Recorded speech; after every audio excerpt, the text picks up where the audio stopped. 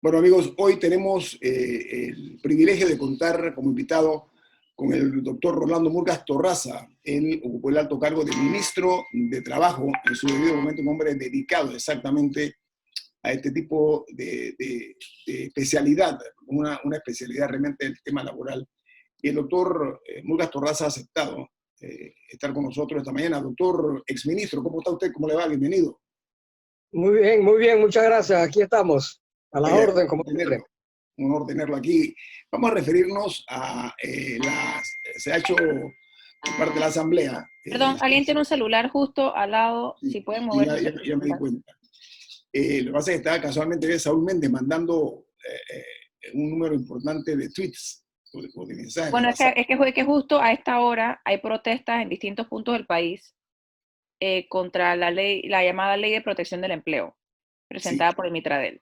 Exacto. Entonces, esta ley de protección del empleo a las empresas afectadas por el COVID-19, doctor Murgas, nadie estaba realmente, había previsto que se iba a presentar una situación de esta naturaleza tan compleja, sobre todo porque antes habíamos vivido otro tipo de situaciones delicadas, pero en este momento esto es, siempre digo que es inédito este caso.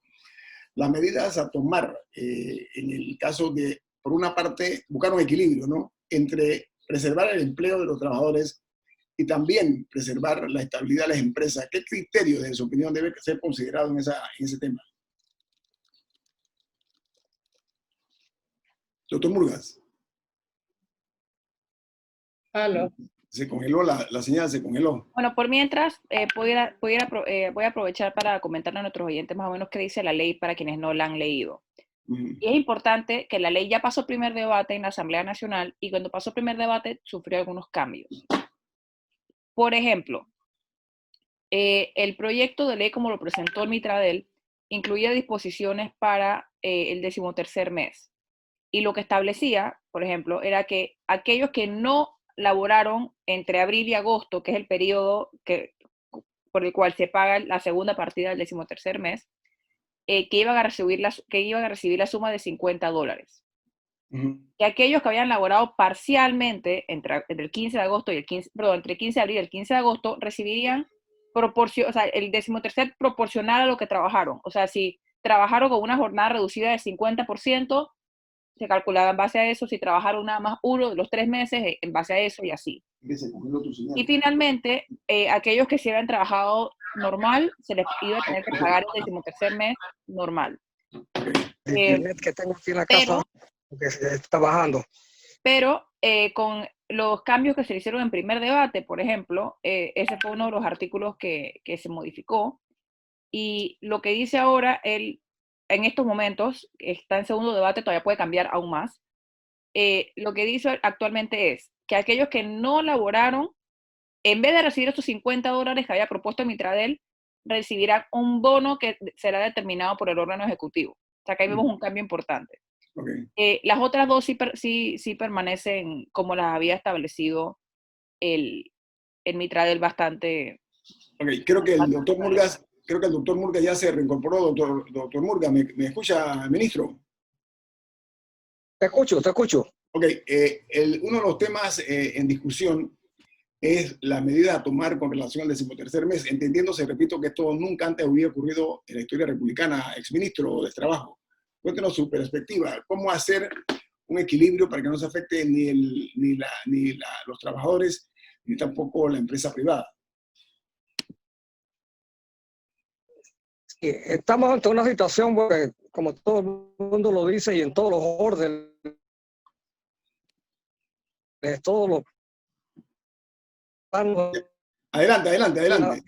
Totalmente inédita. Sí, ¿me escucha? Sí, muy bien, adelante. Sí, el mundo contemporáneo no había enfrentado una situación como esta, de esta magnitud, ni la famosa gripe española del siglo pasado, que mató un montón de gente. Pero esto es una cuestión que está poniendo en peligro parte de la sobrevivencia de la humanidad. Ninguna legislación estaba preparada para enfrentar esto, es decir, que la legislación previera una situación como esta. Lo más que llegaban las legislaciones, incluida la nuestra, era casos de grave crisis económica, por ejemplo, y en esos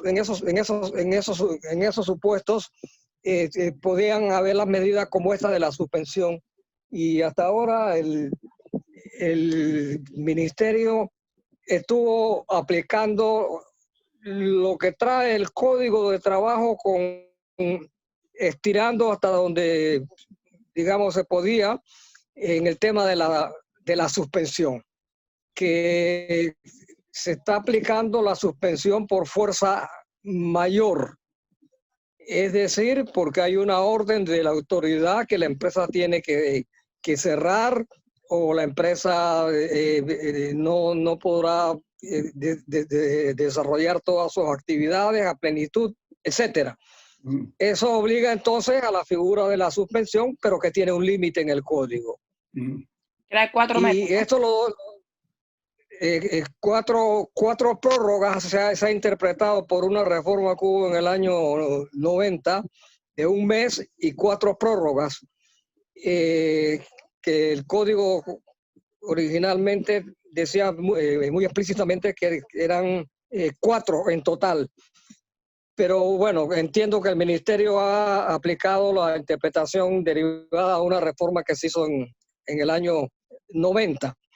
Pero eso le pone un límite en el tiempo y no sabemos cuándo se va a restablecer la situación. Pero por otro lado hay que tener en cuenta que en Panamá no hay seguro de desempleo. No digo que sea el momento de pensar en eso, pero el que está desempleado no está cubierto por un seguro. Ciertamente en Panamá los gobiernos han ido estableciendo algunos subsidios independientemente de la pandemia. Ya existían algunos subsidios en Panamá, pero además de eso, en nuestra legislación, cuando está la suspensión, no se paga el salario y no se presta el servicio, y se permite la reducción de la jornada de trabajo negociada, si hay un sindicato, con el sindicato, y si no, con los trabajadores. La reducción de la jornada implica la reducción de la jornada del salario en la proporción correspondiente. No hay una reducción a secas del salario, porque sería que alguien se le esté trabajando unas horas y no se le estén pagando. Aquí son horas que no se trabajan. Bueno, estas dos situaciones el ministerio las ha manejado, pero la pregunta es, se plantea ahora, incluso con la propuesta del ministerio y con lo aprobado en el primer debate, que esta reforma se aplica a las empresas que se cerraron desde el principio de la pandemia y hasta el 31 de diciembre, si siguen cerradas, con la posibilidad del retorno gradual. Allí entra el 13º mes, que ya ocurrió con la partida anterior. ¿Qué pasa con las personas que no han trabajado el periodo completo? Y allí es donde ha habido digamos, 3 posiciones. Una, la posición que adoptó el gobierno con la primera partida, y que entiendo que el sector empleador aceptó. No digo que con mucho entusiasmo, pero yo no vi mucha resistencia para eso. Puedo equivocarme, en el sentido que se pagaba completa la partida, y que se pagaba de acuerdo con los salarios anteriores al cierre, de tal manera que esa fue una interpretación que se hizo.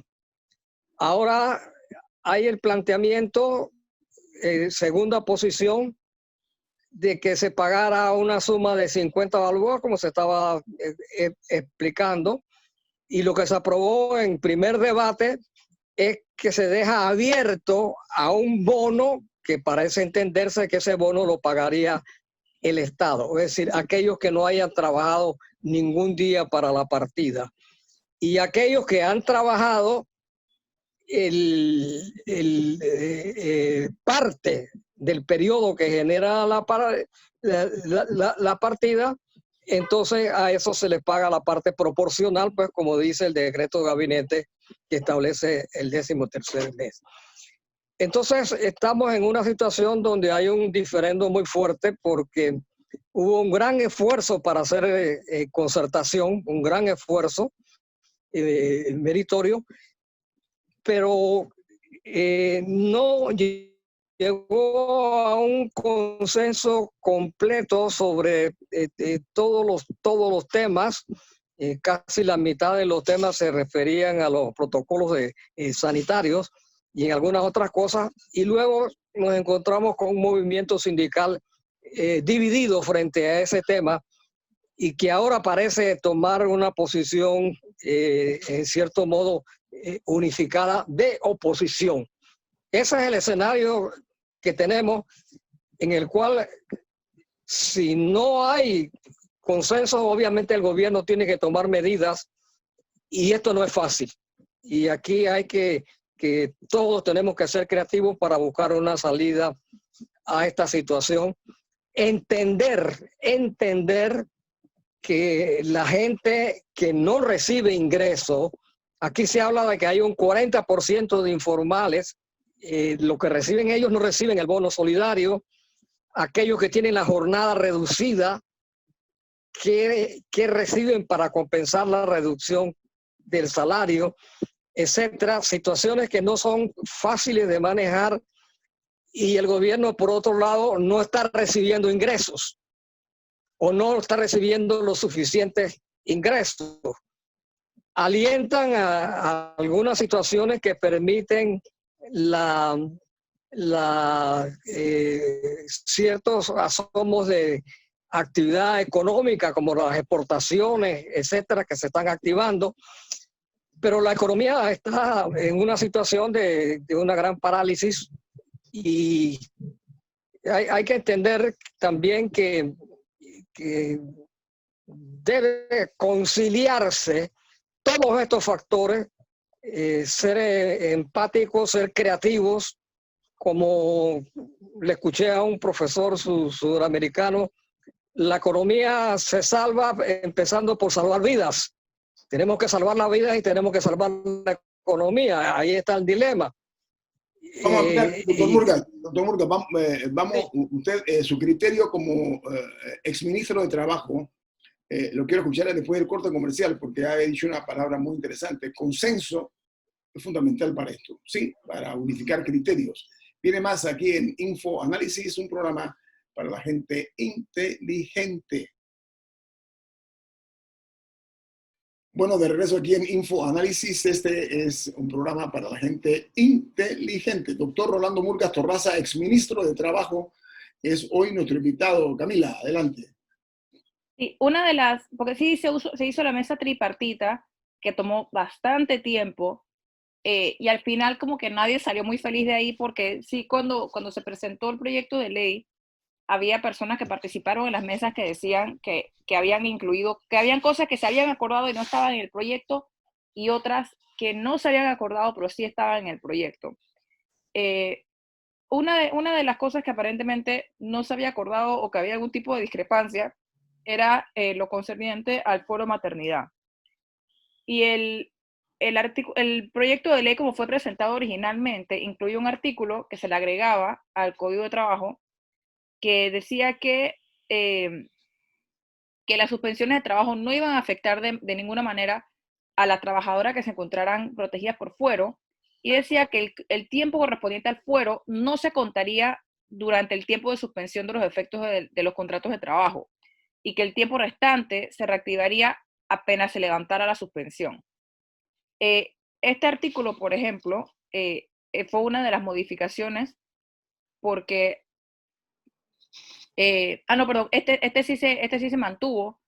Una vez fue debatido en la Asamblea Nacional y aprobado en primer debate. ¿cuál es su opinión sobre esta adición al código?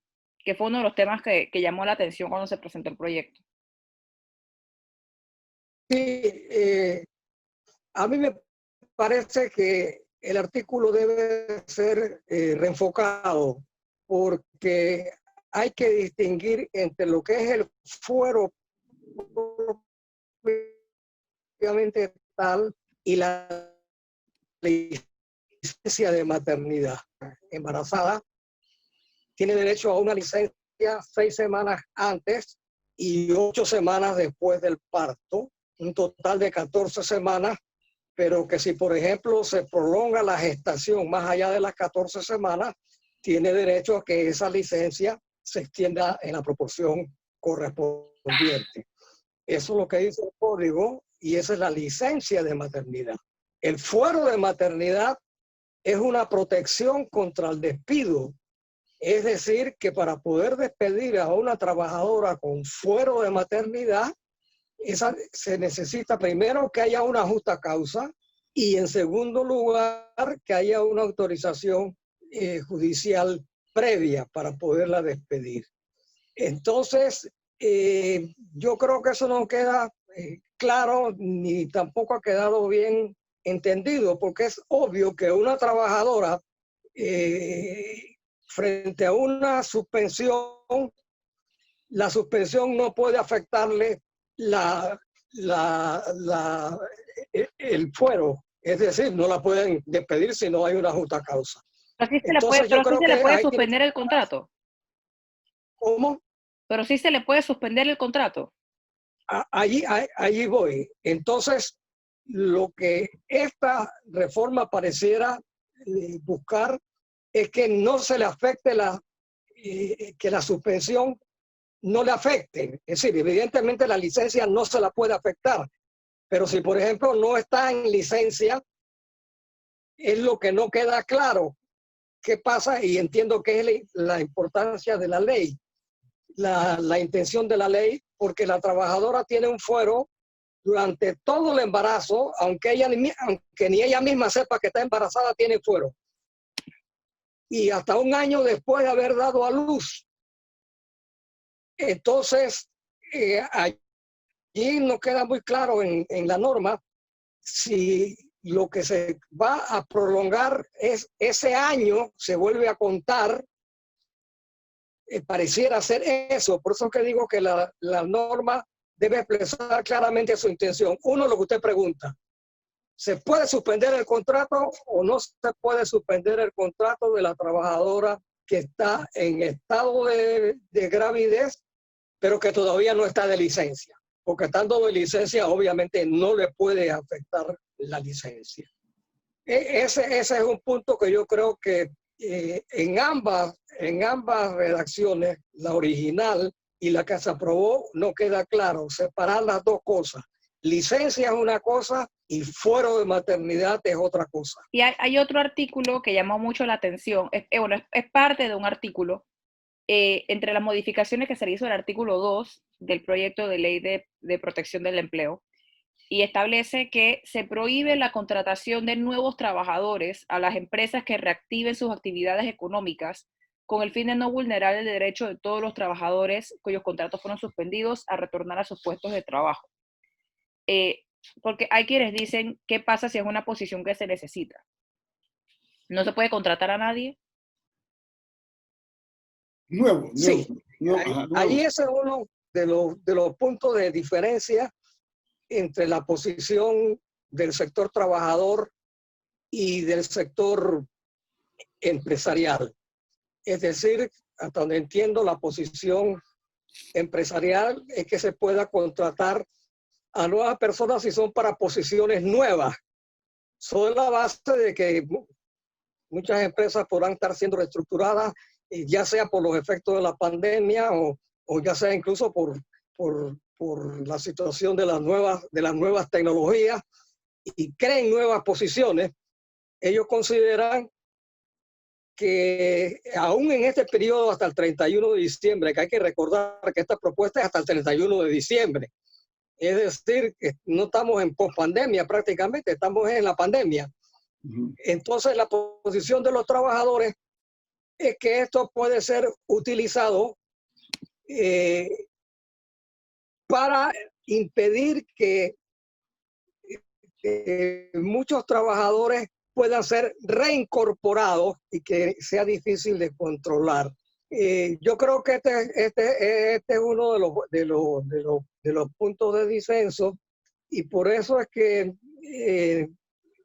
debe generarse un clima de consenso con creatividad para ver, porque hay algo que les menciono de paso y si les interesa lo podemos examinar.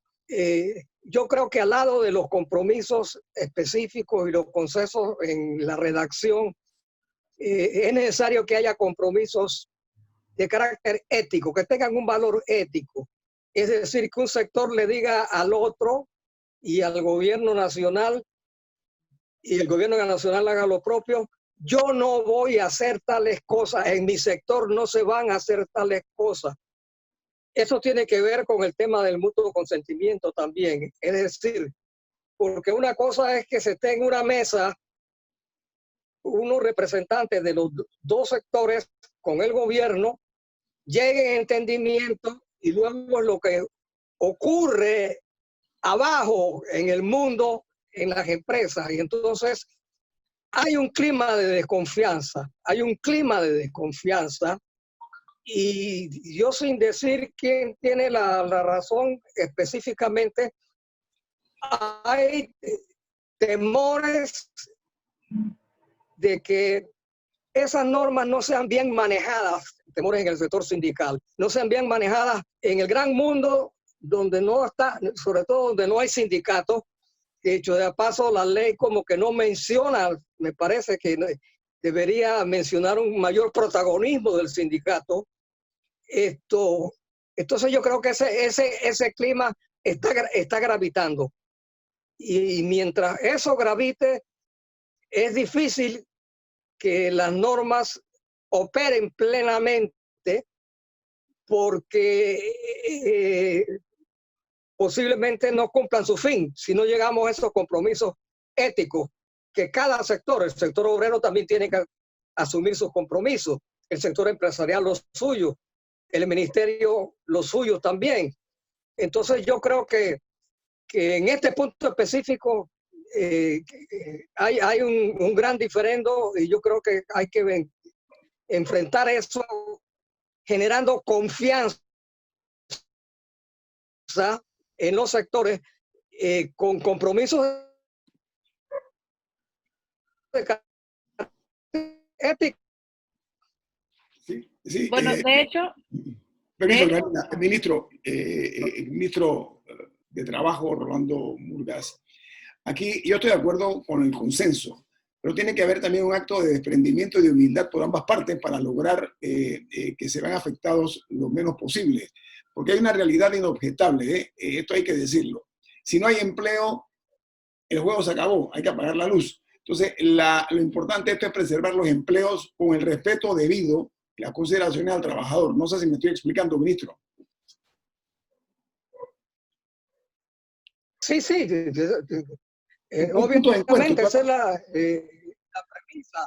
Hay que preservar el empleo y hay que garantizar los puestos de trabajo hasta donde sea posible. Ese es el dilema, y esto no es fácil.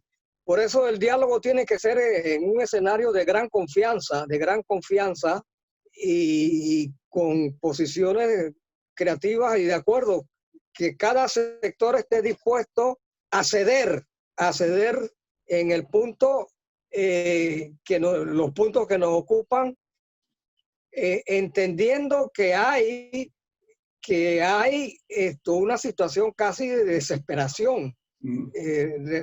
Recuerden que la gente está sin ingresos en muchas partes. Uno de los planteamientos que se está haciendo ahora a nivel internacional de la OIT y en algunos países es garantizar una renta básica de la economía, y sobre todo de la capacidad del gobierno, que tiene un papel subsidiario que desempeñar en esto. Yo no digo que está en capacidad de dar esto o dar lo otro, pero ese es un tema que nos va a llegar si la pandemia sigue con estas características. Hay medidas alentadoras. Pero 2 minutos. ¿Por qué en Panamá, usted mencionó más temprano, ¿no? Usted mencionó más temprano que en Panamá no hay un seguro de desempleo, que sí hay en otros países, que si uno pierde su trabajo, te pagan por algo un par de meses. ¿Por qué en Panamá no existe? ¿En algún momento se contempló o simplemente nunca se ha hablado de un seguro de desempleo? No, sí sabe, desde el año 1946, esta Constitución del 46 y está en la actual Constitución del 72, las instituciones de seguridad social pública, porque Constitución parte de la base que la seguridad social es de carácter público, pueden prestar, no dice cuándo, o cubrir una serie de riesgos, y entre esos riesgos es lo que llaman forzoso o desempleo. El tema es que admirar un sistema de desempleo es una cosa compleja. Obviamente ahora, en medio de la pandemia y por un lado con la crisis del seguro social, es un tema que no podemos, o es muy difícil enfrentar. Pero yo lo que digo es que hay que tener en cuenta en eso, es decir, ver las dos caras, lo que decía Nito, en el sentido de que ver la parte de que las empresas tienen que sobrevivir para que sobrevivan los puestos de trabajo. Pero también hay que entender que la gente que no está recibiendo ingresos y parte de la gente que sale a la calle violando la cuarentena, está en eso. No digo que todos, hay un montón de irresponsables ciertamente, pero hay gente que no tienen ingresos, porque los informales, que se dice que son alrededor del 40%, no tienen el bono solidario. Entonces, esta es una situación equiparable a lo que están desempleados. No tienen esa protección, porque el que recibe el bono solidario es el que tiene el contrato suspendido. Así es. Oiga, exministro de Trabajo, Rolando Murgas Torraza, muchas gracias por su aporte esta mañana. Estoy de acuerdo, hay que ser creativos, tiene que haber un acto de desprendimiento por ambas partes, pero hay que, además de conservar los empleos, también asegurar de que no se vaya a crear un cóctel peligroso en cuanto a las personas desempleadas, y no hay manera, un hombre que ve a su hijo con hambre, hay que tomarlo muy en consideración la parte humana. Gracias, exministro de Trabajo, Torraza, por estar con nosotros también aquí en Infoanálisis.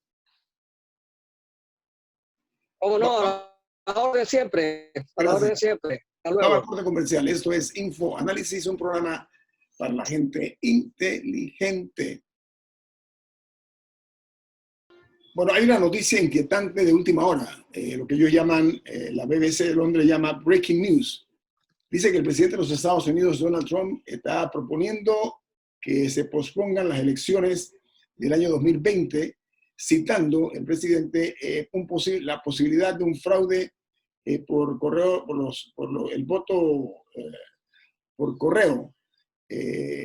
A pesar de que hay poca evidencia de eso, esto es una noticia inquietante porque realmente estamos hablando de una democracia que debe ser y es el ejemplo para otros países. Yo creo que aquí hay que mirar esto. Me gustaría después, cuando haya mayores detalles acerca de este misil, esta arma nuclear que va directa a la flotación, al área de flotación de la democracia en los Estados Unidos, porque además el estilo demagógico del presidente Trump lo utiliza a veces en contra de la propia democracia. Lamento mucho esta noticia que está dando la BBC de Londres acerca de esta postura del presidente. Ya él se le había preguntado al presidente Trump si él estaría dispuesto a no ceder el poder si perdía, y él fue muy ambiguo. En lugar de decir incapaz de hacer eso, él dijo, tendría que pensarlo. Ahora anuncia, pues, como dice la BBC de Londres, que le está haciendo un llamado para postergar las elecciones. Camila, usted que es politóloga, con los elementos que Es que tenemos. esto no es una cuestión, o sea, lo que yo estaba buscando era el precedente. Y por lo que leo un artículo, en un previo artículo de la BBC, dicen que, o sea, la fecha de las elecciones está establecida como el martes después del primer lunes de noviembre, cada 4 años, por una ley de 1845. Y que para cambiarlo, lo que se requiere es al Congreso, que tiene que ser aprobado por mayoría en el House of Representatives, que es la Cámara de Representantes, creo que se llama en español, y por el Senado, uno de los cuales controla los republicanos y uno de los cuales controlan los demócratas.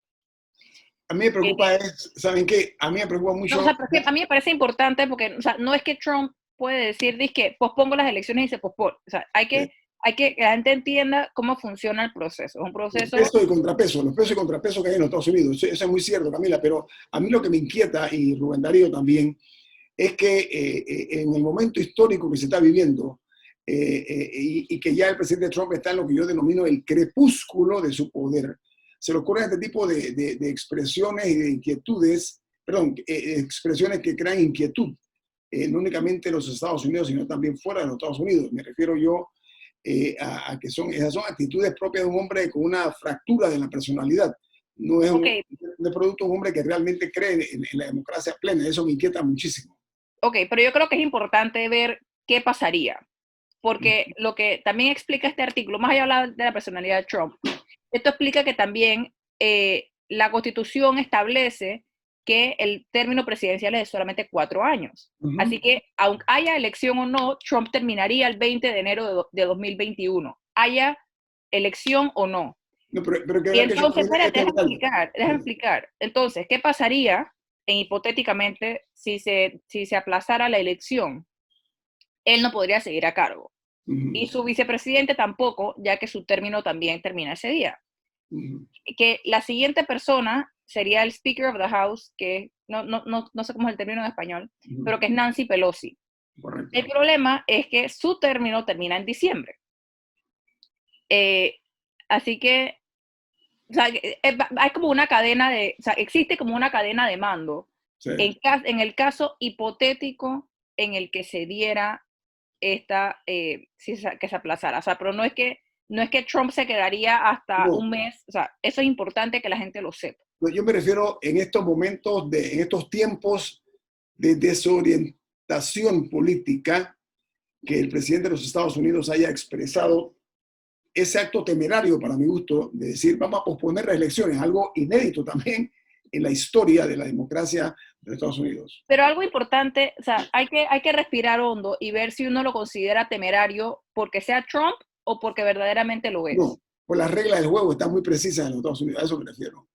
No, porque las reglas sí establecen, o sea, sí existe un protocolo. Ajá, o sea, lo que estoy diciendo es que, o sea, más allá de que lo dijo Trump, hay que ver cuál es el protocolo, qué establece la Constitución, si hay precedente. Hay un oyente que escribió, nada más que no he podido corroborarlo, que dice que la única vez que se ha propuesto es durante la Segunda Guerra Mundial. Lo tengo que corroborar. Sí, claro. Pero igual, chequeado. Los procesos existen por una razón. Ah. A mí eso me parece importante recalcarlo. Ok, lo que pasa es que el presidente Trump es un hombre impermeable a la crítica, él le tiene muy sin cuidado a la crítica. Yo me refiero más que todo, y quiero hacerlo con mucho cuidado, porque eso puede crear un pálido claroscuro en cuanto a eso. Me acaba de decir que hay un oyente que habla de que en la Segunda Guerra Mundial se dio ese tipo, lo investiga bien nada más para ir realmente al punto. Lo que pasa es que la presidencia del señor Trump ha sido una presidencia un poco rupestre, ¿no? Un poco accidentada, pero ya se preveía que había esa posibilidad. Yo me refiero específicamente a lo expresado por él, no voy a entrar a especular, simplemente lo expresado de un aldabonazo que yo creo que no estaba dentro del libreto de lo que es esta presidencia en tiempos no del cólera, sino del coronavirus, señor Murgas. Bueno, yo creo que, Guillermo, en estos momentos de crisis mundial, El juego es creatividad, Guillermo. Y los Estados Unidos es un país de leyes y es un país donde ha florecido la solidaridad humana. Es un país con muchos recursos y muchas empresas han puesto la mayor creatividad en el tapete. Le han dado ejemplo a países como Panamá, donde eso que hablábamos con Rolando hace un momento, no hay que dejarle todo a la ley. Yo creo que nosotros tenemos que abrir nuestros corazones, porque esto es inédito, Guillermo. Nadie esperaba una pandemia con esta. Pero estamos hablando de una decisión, una decisión anunciada por el presidente de los Estados Unidos. Me refiero a eso, de posponer las elecciones. O sea, eso... No, eso es imposible. Esa es la noticia. Eso es imposible para Estados Unidos, porque bueno, lo que acabo de decir es un país donde las elecciones se hacen con una facilidad extraordinaria. No es como en Panamá, donde tenemos que cerrar las escuelas ese día, las elecciones.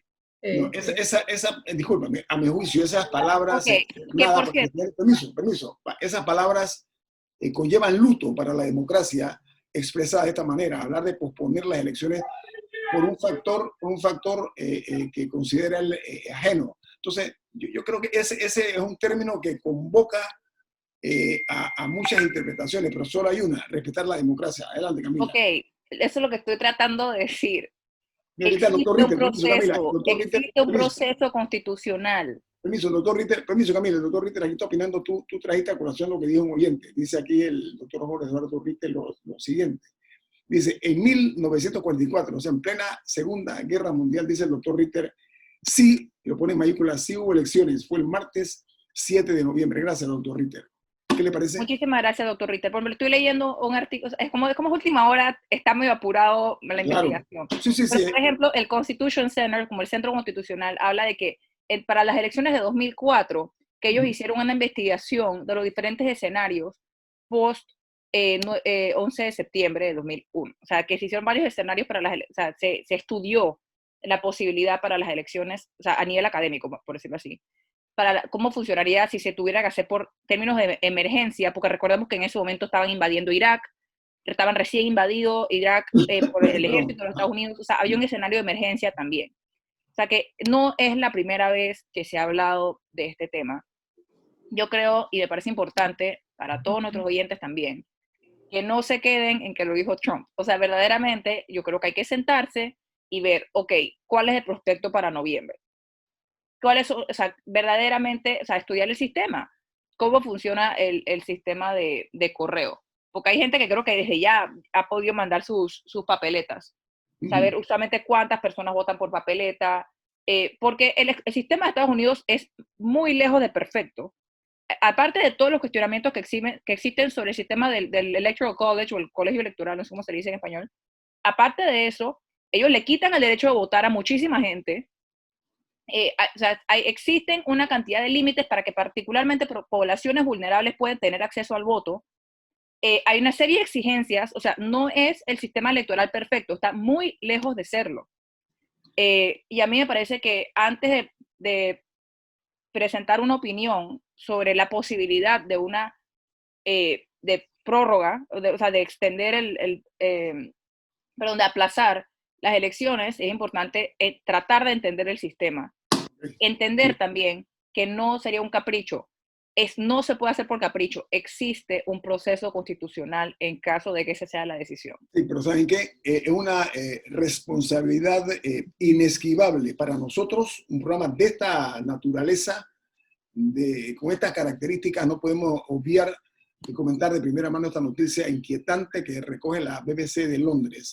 Teníamos que pronunciarnos porque le hemos dicho, la transcripción ha sido verbatim, ¿no? O sea, lo que dice este importante medio británico, y no se puede dejar, como digo yo, en una forma muy liviana, esto que puede ser una roca en el zapato de la democracia de los Estados Unidos. Vamos a mañana ampliar más sobre eso. Casualmente va a estar el doctor Ritter mañana aquí para hablar de esto que ha hoy dado a conocer la BBC, donde el presidente de los Estados Unidos, Donald Trump, propone postergar las elecciones del año 2020 argumentando lo del voto por correo. El equipo de Infoanálisis. Camila Gámez. Rubén Darío Murgas. Y Guillermo Antonio Gámez, nos vamos. Gracias.